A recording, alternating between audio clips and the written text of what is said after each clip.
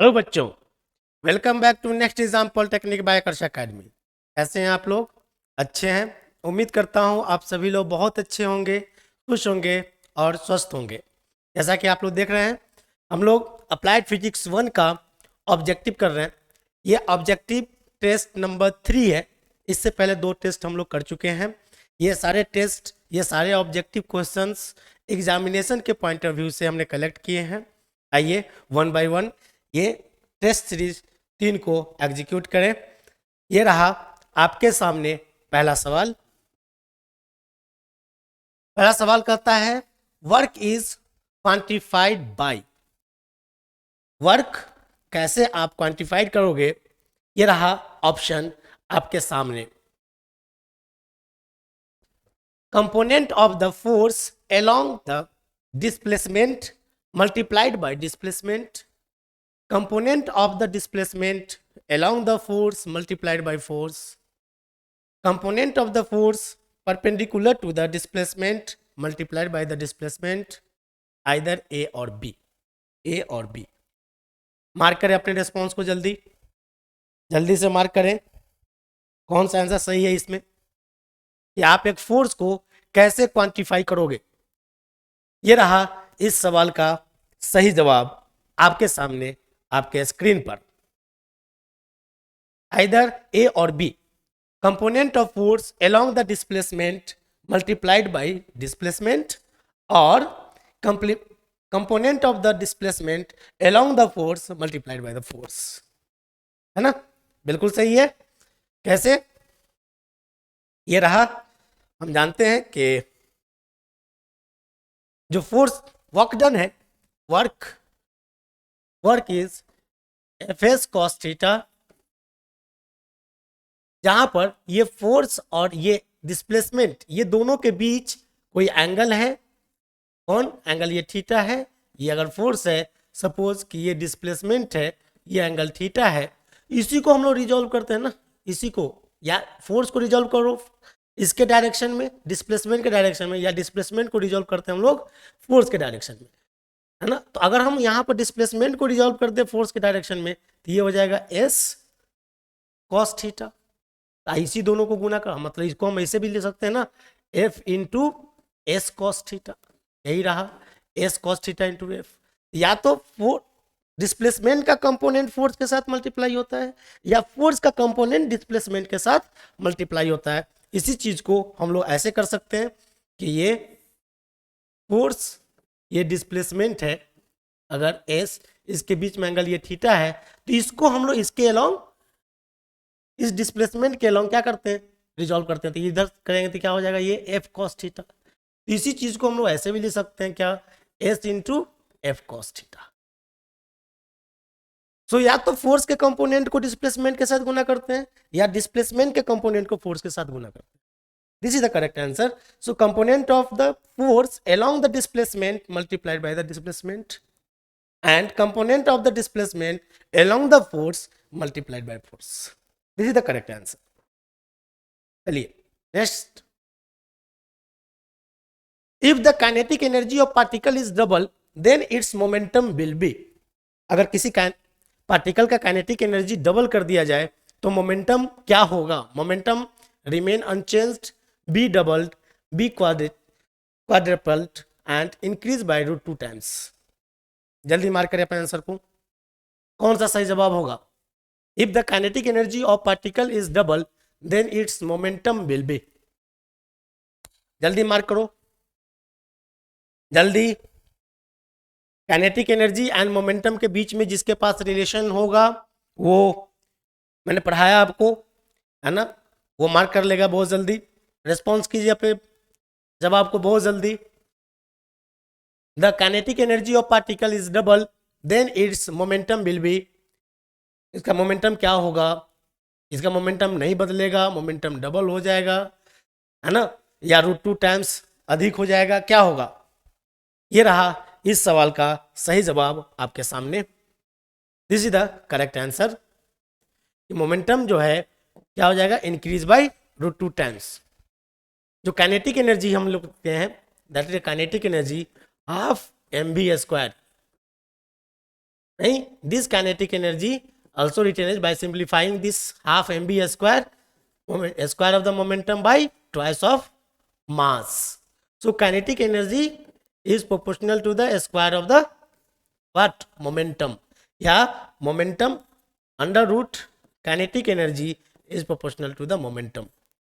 So this is the very important concept, relation between kinetic energy and momentum. और इस पे आधारित सवाल आपसे पूछा ही जाएगा, पूछा जाएगा, देख लेना एग्जाम में क्वेश्चन में. तो ये काइनेटिक एनर्जी और मोमेंटम के बीच में रिलेशन है. तो अगर आप किसी पार्टिकल काइनेटिक एनर्जी डबल हो जाता है, अगर ये काइनेटिक एनर्जी डबल हो गया तो मोमेंटम क्या हो जाएगा? काइनेटिक एनर्जी डबल हो जाएगा तो मोमेंटम क्या होगा? Under root times of kinetic energy. This is the correct answer. नहीं,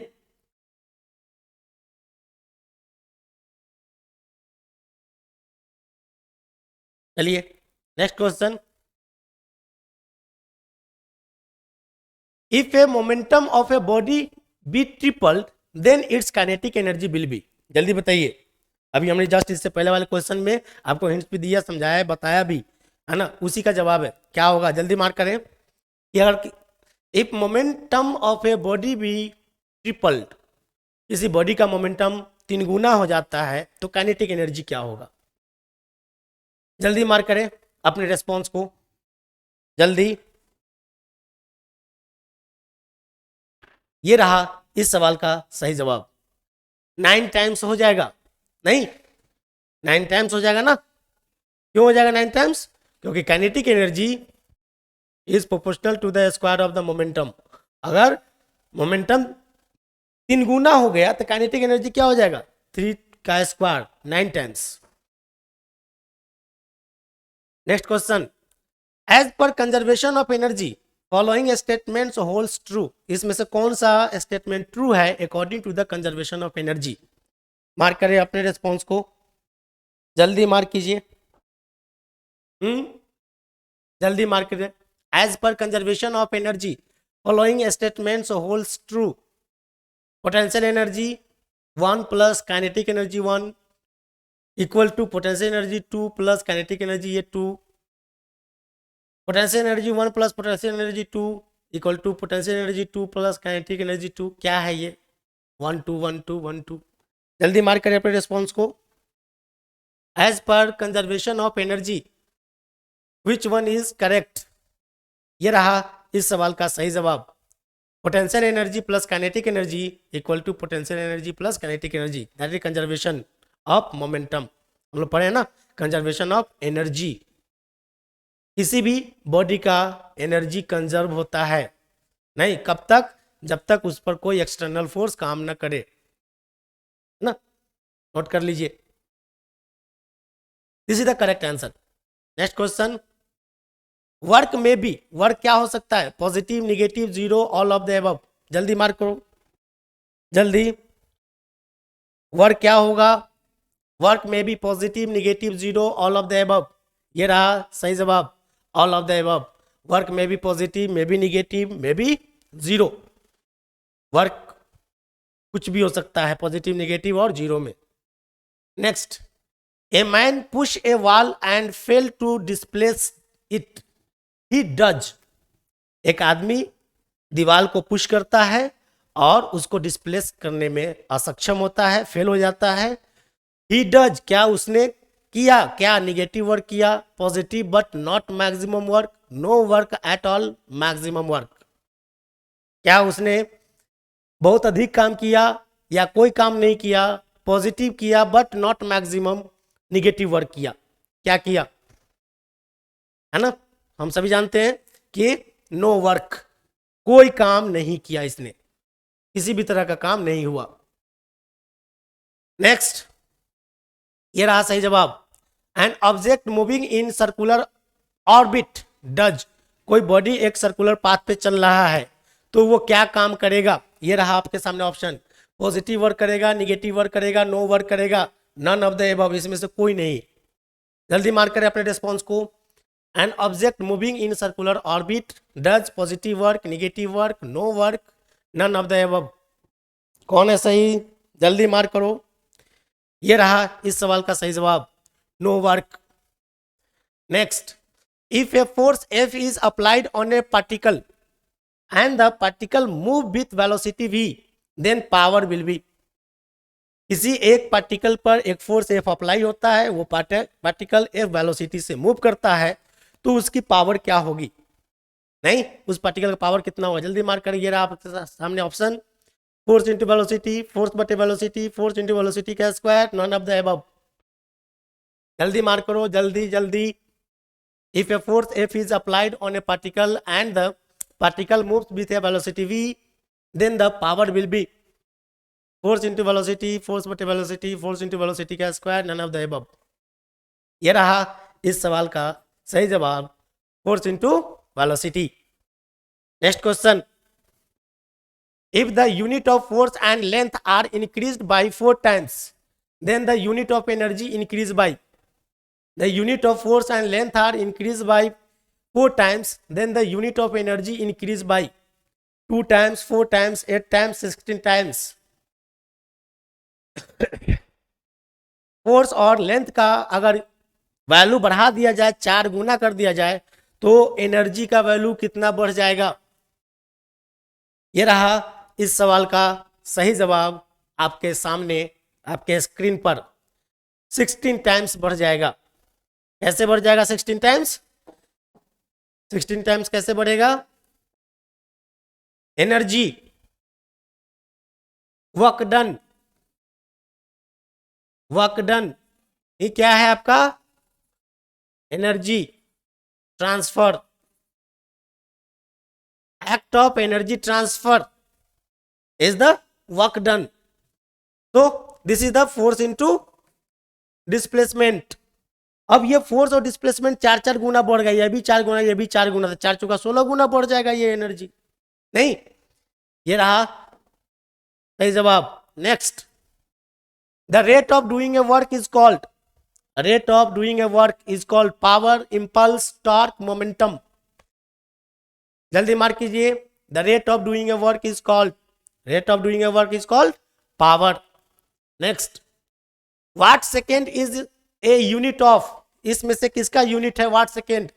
वाट second is a unit of energy, power, force, momentum. जल्दी मार्क करो, वाट second is a unit of energy, power, force, momentum. ये रहा इसका सही जवाब, एनर्जी। नहीं, हम सभी जानते हैं क्या होता है power.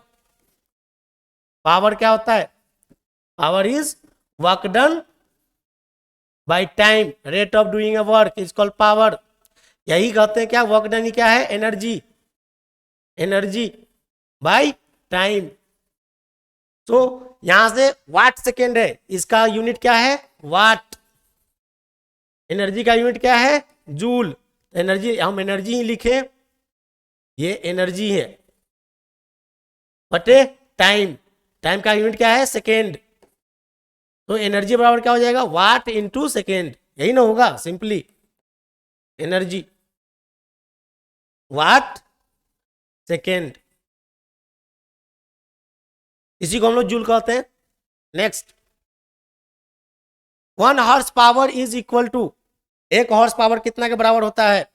7.46 watt, 74.6 watt, 746 watt, 7460 watt.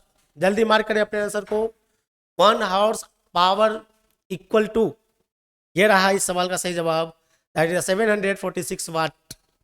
Next question, if the momentum of a body increase by 20%, then the percentage increase in the kinetic energy is. जल्दी मार्क करें, जल्दी मार्क करें, if the momentum of a body increase by 20%, then the percentage increase in its kinetic energy is। जल्दी mark करें। इस सवाल को बनाने के लिए मैं आपको देता हूं 1 मिनट, जल्दी मार्क करो, जल्दी सवाल सॉल्व करो। If the momentum of a body increase by 20%, then the percentage increase in kinetic energy is।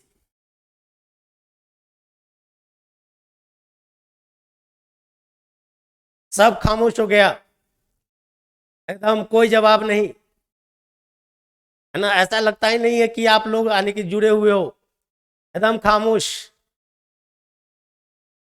Sir जी नहीं आ रहा है तो क्या तुक्का मार दे? नहीं, अरे तुक्के मारो ना, चलेगा ना। कहीं लह गया आपका तो लह गया, मारिए तुक्का। नहीं, तुक्का क्यों मारेंगे? तुक्का मारने की नौबत क्यों आई? जरूर पक्का तकिया लगा के देखा होगा, है ना। चलिए नेक्स्ट बताइए, जल्दी बताइए। If the momentum of a body increase by 20% then the percentage increase in kinetic energy is. ये रहा, आपका समय खत्म होता है अब। ये रहा सही जवाब, 44%। ऐसे ऐसे होगा 44%। मोमेंटम दिया है, कितना परसेंट बढ़ गया? 20%। इसकी काइनेटिक एनर्जी कितना बढ़ जाएगी? काइनेटिक एनर्जी मोमेंटम के बीच में क्या रिलेशन है? Kinetic energy proportional to square of the momentum. Kinetic energy is related to square of the momentum. दो केस है। पहला केस में नॉर्मल है कि ये काइनेटिक एनर्जी, मान लीजिए ये मोमेंटम है। अब मोमेंटम हो गया कितना? 20%। पहले momentum P, kinetic energy K। अब हो गया ये मोमेंटम 20% बढ़ जाता है तो न्यू मोमेंटम, मान लेते नया मोमेंटम P1 है, ये कितना हो गया? 20% बढ़ गया, है ना। परसेंटेज पढ़ा है ना, प्रॉफिट एंड लॉस पढ़ा है ना। 20% बढ़ गया तो कितना बढ़ गया? तो ये रहा प्रीवियस मोमेंटम P, इसमें 20% बढ़ गया, नहीं तो P प्लस P का 20%, मोमेंटम का 20% बटे 100। ये 20 पंचे 100, 5 5 1 6, 6P/5। ये रहा नया मोमेंटम 20% बढ़ने से। तो नया काइनेटिक एनर्जी कितना होगा? मान लीजिए काइनेटिक एनर्जी 1 है, ये काइनेटिक एनर्जी अब इस मोमेंटम के स्क्वायर के बराबर होगा, मतलब 36P² बटे 25 होगा। ये रहा नया काइनेटिक एनर्जी। पुराना काइनेटिक एनर्जी कितना है? Ke है। तो काइनेटिक एनर्जी में कितना बदलाव हो गया? Change in kinetic energy, change in kinetic energy. इसमें से इसको घटा देंगे, मतलब 36P² बटे 25 माइनस P²। कितना हो गया ये?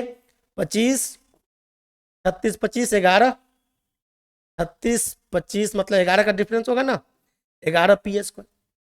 ये हो गया चेंज इन काइनेटिक एनर्जी।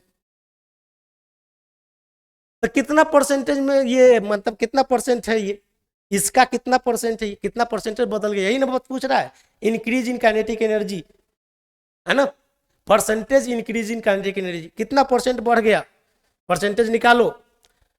तो इतना, ये हो गया change in percentage, change in kinetic energy. This is the kinetic energy 11P² अब बटे 25 बटे ओरिजिनल कितना था? ये काइनेटिक एनर्जी इंटू 100। तो ये पुराना जो पहले का जो काइनेटिक एनर्जी P² के बराबर है, मतलब 11P² बटे ये 25 नीचे आ जाएगा, 25 गुने P² इंटू 100। कितना हो गया? 25 चौका 100, 11 4 44, 44%। Next question, in A angle in between the direction of applied force and displacement for maximum work। Maximum work के लिए फोर्स और डिस्प्लेसमेंट के बीच में मैक्सिमम एंगल कितना होना चाहिए? ये रहा आपके पास ऑप्शन, 90 डिग्री, 45 डिग्री, 0 या 30 डिग्री। जल्दी मार्क कीजिए अपने रेस्पॉन्स को, जल्दी। ये रहा इस सवाल का सही जवाब आपके सामने, दैट इज द 0 डिग्री। नहीं, जो हमारे पास वर्कडन है, work done is Fs cos theta. जहां ये जो थीटा है वो F और S के बीच में का एंगल है। नहीं, अगर ये डिस्प्लेसमेंट है सपोज S, ये है फोर्स F, ये एंगल थीटा। अगर ये थीटा 0 डिग्री हुआ, मतलब ये इसी के डायरेक्शन में हुआ, मतलब ये है, ये S है, ये F है, एंगल कितना हो गया यहाँ थीटा? 0 डिग्री। तो वर्क डन कितना होगा? Fs cos 0, cos 0 मतलब 1, F into S, this is the maximum work. अगर थीटा हमारा 90 डिग्री हुआ तो वर्क डन कितना हो जाएगा? Fs cos 90 डिग्री, मतलब cos 90 0, कोई वर्क नहीं। अगर हमारा ये थीटा निगेटिव साइड में, मतलब थीटा कितना, सपोज 180 डिग्री हुआ opposite to the displacement, then work done कितना हो जाएगा, एफ एस कॉस 180, 180 कॉस 180 का value -1, that is the minus F of S, मतलब ये negative work, this is the negative work, this is the zero work, this is the positive work, positive maximum work. Next question,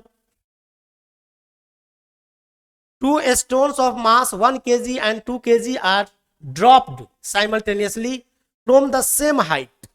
Both the stones during free fall have, एक ही height से दो stone, एक का मास है 1 kg, दूसरे का मास है 2 kg, एक ही सेम हाइट से ड्रॉप करते हैं, तो वो दोनों स्टोन के पास क्या होगा फ्री फॉल के ड्यूरेशन में, सेम मोमेंटम होगा, सेम पोटेंशियल होगा, सेम काइनेटिक एनर्जी होगा, या सेम एक्सीलरेशन होगा। जल्दी मार्क करें, 9th क्लास का बच्चा इसका जवाब दे दिया होगा, जल्दी मार्क करें। ये रहा सवाल का सही जवाब, सेम एक्सीलरेशन होगा। नहीं, acceleration due to gravity for the free fall it is constant, है ना, कोई भी मास हो बॉडी का। Next question, friction is a, friction क्या है, नॉन कॉन्टैक्ट फोर्स है, कॉन्टैक्ट फोर्स है, मैग्नेटिक फोर्स है, या इलेक्ट्रोस्टैटिक फोर्स है? जल्दी मार्क करें अपने रिस्पॉन्स को। फ्रिक्शन क्या होता है, it is a contact force, non contact force, magnetic force और electrostatic force. Friction is a, ये रहा इस सवाल का सही जवाब, friction is a contact force, ये एक कॉन्टैक्ट फोर्स है। फ्रिक्शन तभी डेवलप होता है जब दो बॉडी आपस में कॉन्टैक्ट में आता है और एक दूसरे का के ऊपर स्लाइड करता है, रोल करता है, मतलब एक दूसरे के प्रति क्या है, रिलेटिव मोशन, है ना, रिलेटिव मोशन क्रिएट होता है, जिसके कारण एक दूसरे के बीच में, सरफेस के बीच में फ्रिक्शन डेवलप होता है। तो friction is a contact force. Which of the following produce list friction, इसमें से कौन है जो सबसे कम फ्रिक्शन प्रोड्यूस करता है? Sliding friction, rolling friction, composite friction, static friction? जल्दी मार्क करें अपने रिस्पॉन्स को। Which of the following produces list friction, sliding friction, rolling friction, composite friction, static friction? ये रहा सही जवाब, that is the rolling friction. Which of the following produce the list friction, rolling friction produce list friction.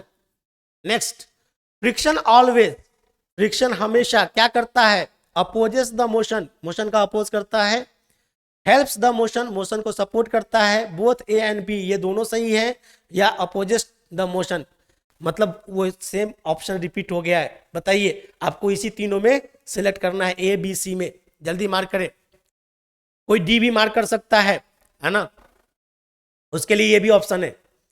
बताइए, friction always opposes the motion, help the motion, both A and B, और D option? जल्दी mark करो, ये रहा सही जवाब आपके सामने, opposes the motion, friction always oppose the relative motion. Next, whenever the surface in contact tends to move or move with respect to each other, the force of friction come into play. जब दो surface एक दूसरे के contact में आता है और वो एक दूसरे के ऊपर स्लाइड करता है या स्लाइड करने की कोशिश करता है, मूव करने की कोशिश करता है, तो फ्रिक्शन उसके बीच में डेवलप होता है।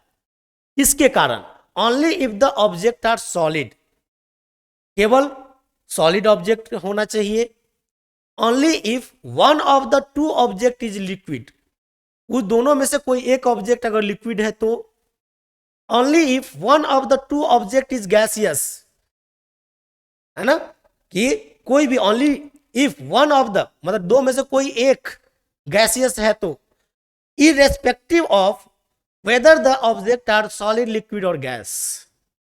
जल्दी मार्क करें अपने रिस्पॉन्स को। यह फ्रिक्शन फोर्स दो बॉडी के कांटेक्ट में आने से डेवलप होता है।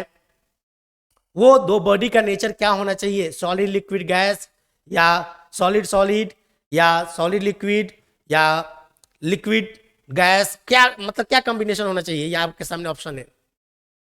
जल्दी मार्क करें अपने रिस्पॉन्स को। ये रहा सही जवाब। Irrespective of whether the objects are solid liquid और गैसियस, नहीं, बॉडी के नेचर पर डिपेंड नहीं करता है। Friction due to fluids is called, जो फ्लूइड्स के कारण फ्रिक्शन होता है उसको क्या कहते हैं हम? ये रहा आपके सामने option, force, pressure, friction, drag. Friction due to fluids is called, नहीं, ये रहा आपके सामने option, friction due to fluids is called force, pressure, friction, drag. ये रहा सही जवाब आपके सामने, क्या कहते हैं उसको? ड्रैग कहते हैं। Next question, lubricant reduce friction, increase friction, both A and B और नन ऑफ द अबव। जल्दी बताएं, लुब्रिकेंट क्या करता है? Reduce friction, increase friction, both A and B, none of this, इसमें से कोई नहीं है। ये रहा सही जवाब, reduce friction. Lubricant always reduce the friction. Friction can be reduced by या डिक्रीज्ड बाय, फ्रिक्शन को कम किया जा सकता है polishing, lubrication, ball bearing, all of this, या सभी के जरिए। ये रहा इस सवाल का सही जवाब। मार्क करो जल्दी अपने आंसर को, रिस्पॉन्स को। ये रहा सही जवाब, all of this. Next question, sliding friction is what than to rolling friction, मतलब स्लाइडिंग फ्रिक्शन रोलिंग फ्रिक्शन के बीच में क्या रिलेशन है? स्लाइडिंग फ्रिक्शन कम होगा रोलिंग फ्रिक्शन से, स्लाइडिंग फ्रिक्शन ग्रेटर देन है रोलिंग फ्रिक्शन से, या स्लाइडिंग फ्रिक्शन इक्वल होता है रोलिंग फ्रिक्शन से, या नन ऑफ द अबव। दूसरी बार आ गया क्वेश्चन ये। जल्दी मार्क करें अपने रिस्पॉन्स को। ये रहा सही जवाब, sliding friction is greater than the rolling friction. Next, two body of mass m1 and m2 have same momentum, the ratio of kinetic energy is. 1 minute का टाइम है, जल्दी बताइए, सोच समझ के जवाब दीजिएगा, सोच समझ के जवाब दीजिएगा, है ना। To bodies of masses m1 and m2 have same momentum, the ratio of kinetic energy is, उनके काइनेटिक एनर्जी का रेशियो क्या होगा? मार्क करें रिस्पॉन्स को।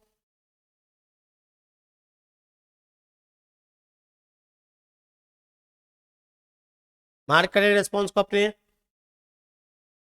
To bodies of masses m1 and m2 have same momentum, the ratio of kinetic energy is. जल्दी mark करें अपने response को, जल्दी।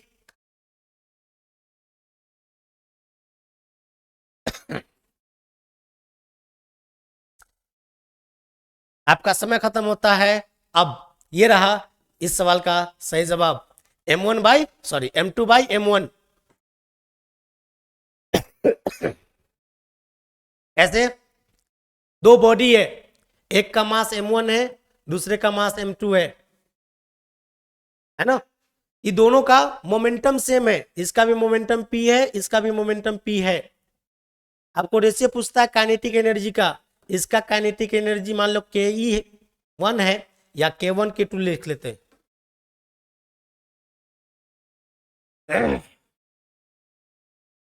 इसका काइनेटिक एनर्जी k1 है, इसका काइनेटिक एनर्जी k2 है। ठीक, आपको रेशियो बताना है इसके काइनेटिक एनर्जी का, k1/k2 क्या होगा, k1/k2 क्या होगा, यही रेशियो बताना है। ये मास रहा, ये मोमेंटम है, बड़ी सिंपल है। इसका काइनेटिक k1 है तो क्या होगा, मोमेंटम का स्क्वायर अब बटे मास 2m1। इसका ये काइनेटिक एनर्जी है, दैट इज द मोमेंटम का स्क्वायर बटे 2m2। यही k1/k2, मतलब ये वैल्यू पुट कर देना है, p² बटे 2m1। इसके नीचे में वो रखेंगे तो पलट जाएगा ना, तो 2m1 ऊपर गया, 2m2 बटे p²। ये p² सेम है, कैंसिल हो गया, 2 से 2 कैंसिल हो गया, मतलब m2 बटे m1। ये रहा सही जवाब, m2 बटे m1। Next question, if the momentum of a body is double it's kinetic energy increase by. जल्दी सॉल्व कीजिए, फिर से 1 मिनट का टाइम है आपके पास। मैं बहुत टाइम दे रहा हूं, 1 minute. If the momentum of a body is double it's kinetic energy increase by, किसी भी बॉडी का अगर मोमेंटम डबल हो गया तो उसकी काइनेटिक एनर्जी कितना बढ़ जाएगा, कितना परसेंटेज बढ़ जाएगा, इंक्रीज कर जाएगा। जल्दी मार्क करो, रेस्पॉन्ड करो जल्दी। If the momentum of a body is doubled it's kinetic energy increases by 50%, 100%, 300%, 400%। कौन सा सही जवाब होगा?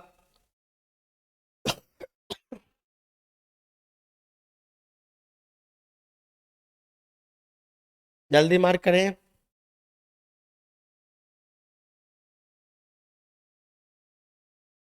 ये रहा आपका टाइम पूरा होता है। अब ये रहा सही जवाब 300%। नहीं, कभी परसेंटेज में पूछ लेता है, कभी ये मोमेंटम परसेंटेज में दे देता है, कभी कुछ, मतलब वो वेरिएशंस रहेंगे, है ना। आपको सवाल को बारीकी से पढ़ना है, थीम एक ही है। ये मान लेते हैं कि बॉडी का मोमेंटम P है, काइनेटिक एनर्जी K है, ठीक है ना। सो ये P और K के बीच में क्या रिलेशन है? P equal to square of the momentum, ये रिलेशन। अब कहता है आपको क्या कि इसका मोमेंटम डबल कर दिया गया। मान लेते हैं कि अब मोमेंटम हो गया P1 और काइनेटिक एनर्जी है K1। ये मोमेंटम डबल हो गया, मतलब ये पहले का दुगुना हो गया। तो ये काइनेटिक एनर्जी क्या होगा, यही तो निकालना है। तो काइनेटिक एनर्जी अब क्या होगा, तो इसका स्क्वायर होगा, मतलब 2p का स्क्वायर होगा, मतलब ये हो जाएगा 4p स्क्वायर। तो पहले काइनेटिक एनर्जी K था, अब काइनेटिक एनर्जी K1 है। चेंज कितना हुआ, बदलाव, change in kinetic energy del K, मतलब K1 minus K, del K मतलब 4p square minus p square बराबर 3p स्क्वायर। ये हो गया चेंज इन काइनेटिक एनर्जी। तो परसेंटेज चेंज कितना हुआ, percentage change in kinetic energy, change in kinetic energy बटे kinetic energy into 100। Change in kinetic energy कितना है, 3p स्क्वायर।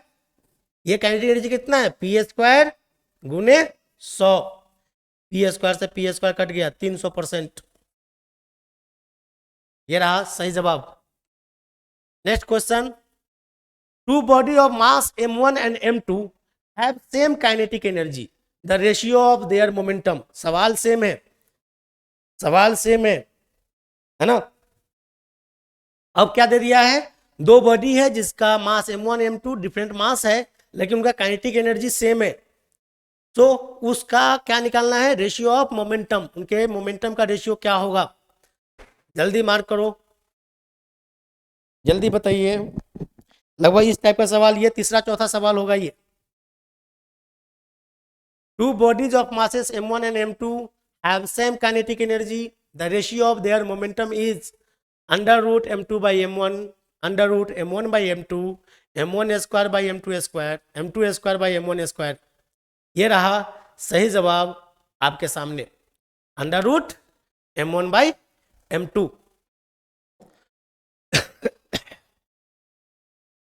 नहीं, दो बॉडी है, मान लिया कि ये बॉडी 1 है, ये बॉडी 2 है, इसका मास m1 है, इसका मास m2 है, दोनों का सेम काइनेटिक एनर्जी है, इसका काइनेटिक एनर्जी K है, इसका भी काइनेटिक एनर्जी K है। मोमेंटम का रेशियो पूछता है, इसका मोमेंटम मान लेते हैं P1 है, इसका मोमेंटम P2 है। सो P1 P2 मतलब ये के बीच, ये Km मतलब मास, काइनेटिक एनर्जी और ये मोमेंटम के बीच में क्या रिलेशन है ना। काइनेटिक एनर्जी बराबर क्या लिखिएगा, ये P1 का स्क्वायर अब बटे twice of m1।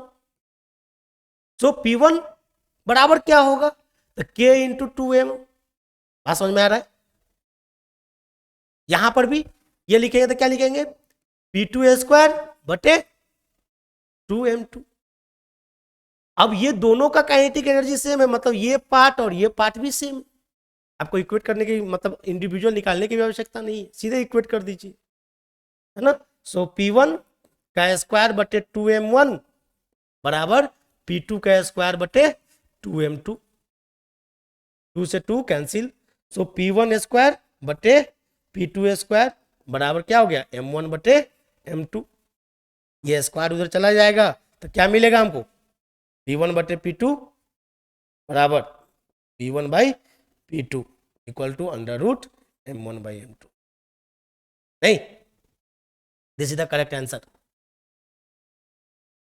Next question, a bus and car have the same momentum. एक बस है एक कार है, दोनों का मोमेंटम सेम है।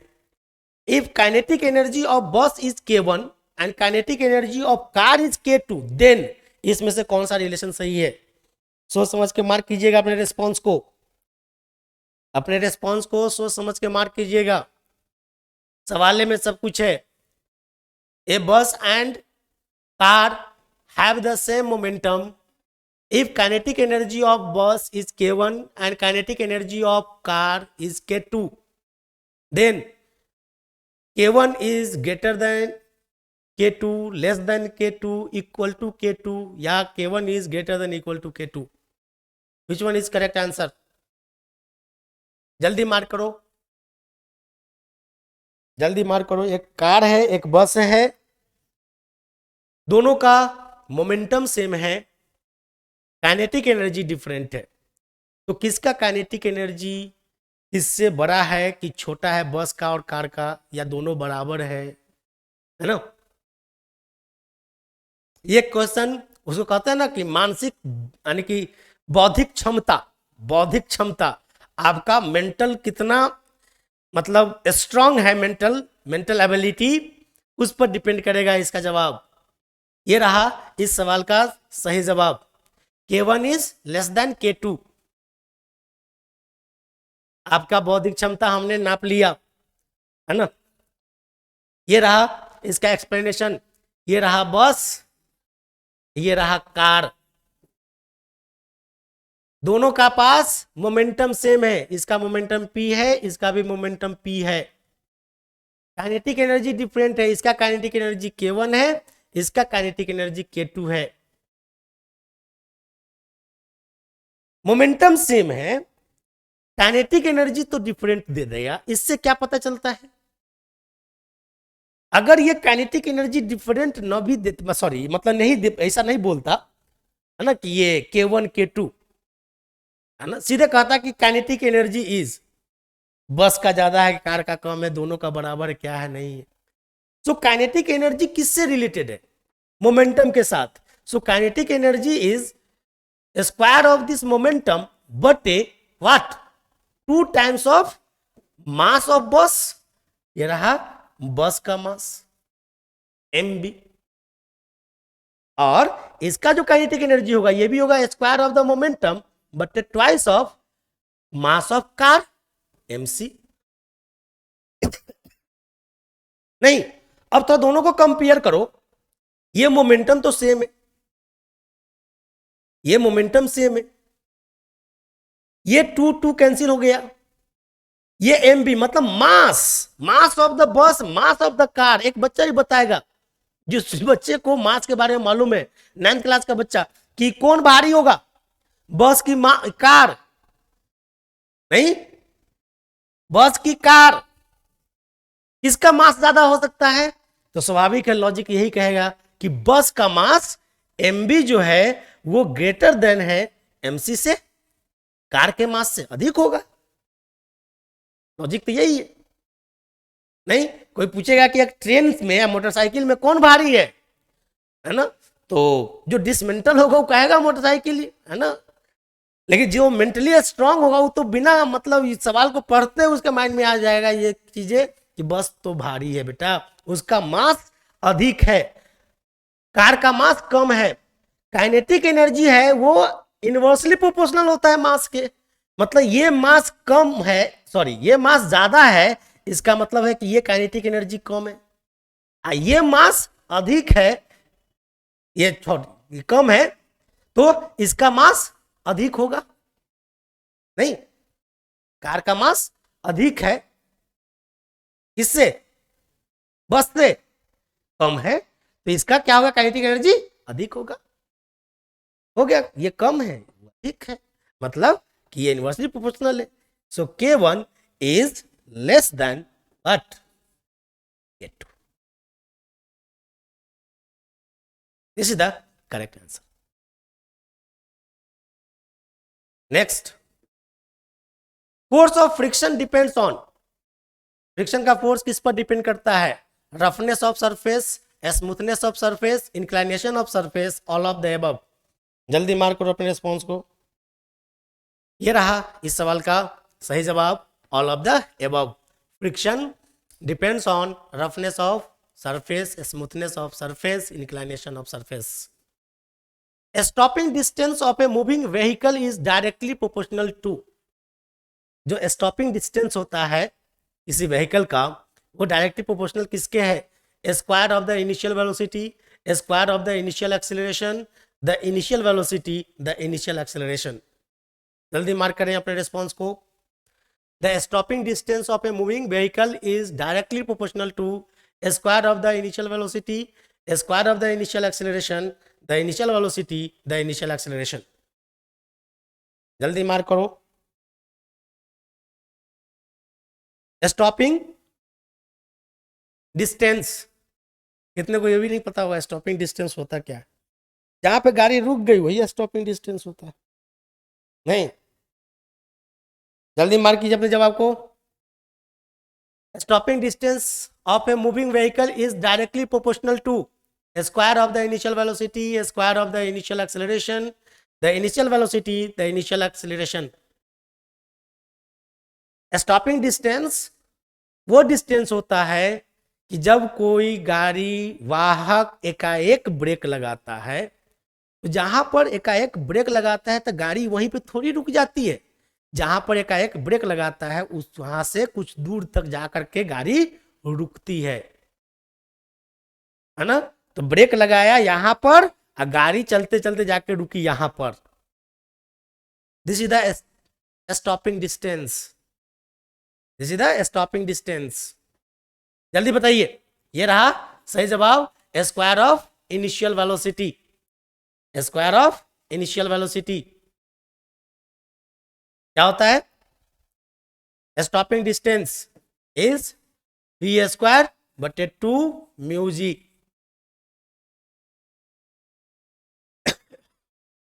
इसी सवाल में कभी ऐसा भी रहेगा कोफिशिएंट ऑफ फ्रिक्शन, ये म्यू क्या है? Coefficient of friction,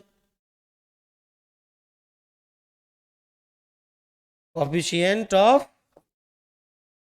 friction.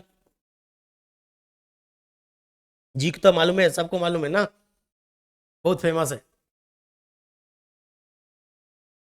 Next, 1 joule work is said to be done when a force of 1 newton act through a distance of. 1 joule work is said to be done when a force of 1 Newton acts through a distance of what?